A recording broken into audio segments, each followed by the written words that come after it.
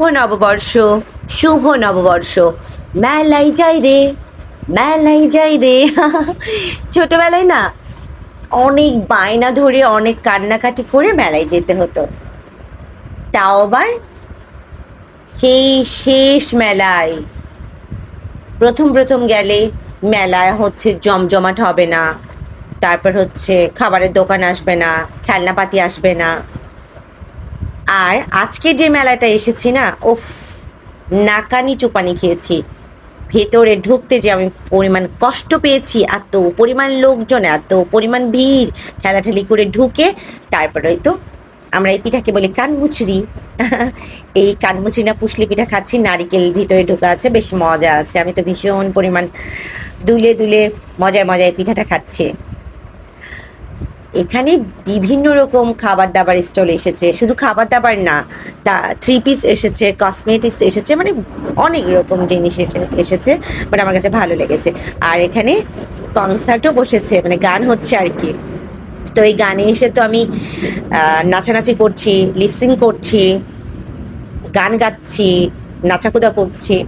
তো আমার কাছে ভীষণ পরিমাণ মজা লাগছে, মানে আমি ওভারঅল ভীষণ এনজয় করছি। তো আমি মেলা দেখতেছি, এসে এসে আবার খাবার দাবার খাচ্ছি। বিভিন্ন রকম খাবার এসেছে, উড়কি, মুড়কি, বাতাসা, তারপর হচ্ছে আরও কিছু, মানে বাঙালির খাবার আসলে। বৈশাখের দিনে এরকম মেলায় তো এরকম ধরনের খাবার দাবার পাওয়াই যাবে। আর অনেক গান হচ্ছিল, অনেক নাচছিলাম। আমি তো খুবই মজা করছিলাম। আর এত পরিমাণ ঘেমে যাচ্ছিলাম রে বাবা, রে বাবা, কি বলবো, জান বের হয়ে যাচ্ছিল। তারপরও ভীষণ ভালো লাগছে, ভীষণ। অন্ধকার, অন্ধকারের ভেতরে হচ্ছে নাচ গান করছি, কেউ যেন না দেখতে পায়। লজ্জাও করছিল।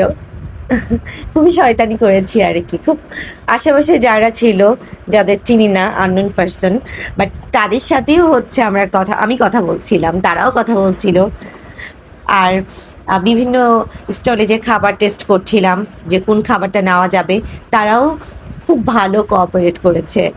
বলে যে আপু খান খান, কোনো সমস্যা নেই। আমি যে বললাম যে একটা খেলাম, এটা টাকা দিতে হবে, আরে কোনো সমস্যা নেই, আমি সাদা জিলাপি পছন্দ করি। জিলাপি পুরো একটা ডাল থেকে আমাকে অর্ধেক জিলাপি ভেঙে দিয়েছে, বলে খান, কোনো সমস্যা হবে না। তো আমি এটাও খুব মজা করলাম। মানে এই বিষয়গুলো যা মজা লেগেছে, যে বাঙালিদের যে একটা আত্মীয়তার একটা স্বভাব আছে মেলার ভিতর, যে সেটা আমি